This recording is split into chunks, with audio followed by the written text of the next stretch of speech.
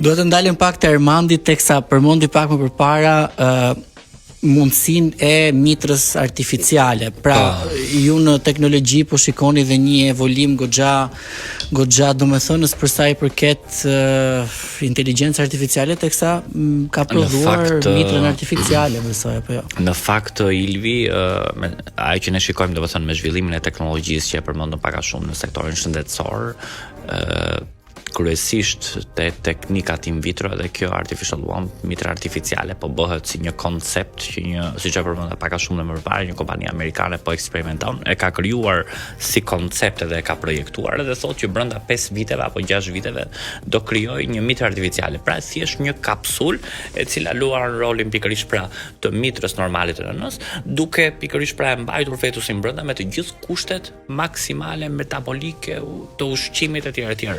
Madje pikërisht pra dhe ky facilitet, sepse ky është një sistem robotik. Domethënë ky facilitet përbëhej pikërisht pra nga 2 bioreaktor. Bioreaktori i parë pikërisht pra kishte të bënte me në aspektin e nutricionizmit, pra të mënyrën e të ushqyerit të nënës nga kanali umbilikal, siç e dimë në aspektin biologjik. Dhe ishte tjetra bioreaktori i shkarkimit të mbetjeve, domethënë. Unë e shikoj si një koncept shumë të rëndësishëm, domethënë madje ky zhvillim që po bëhet, domethënë kishte të bënte edhe me ato që këtë sistem robotik një çift mund ta merrte edhe në shtëpi.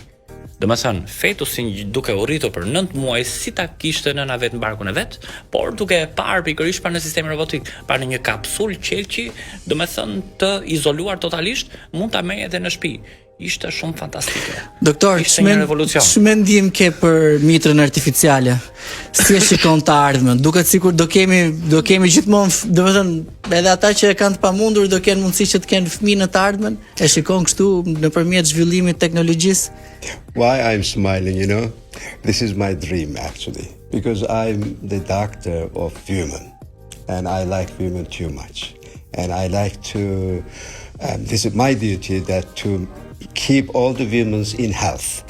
But some problems or even the normal pregnancy makes them not good.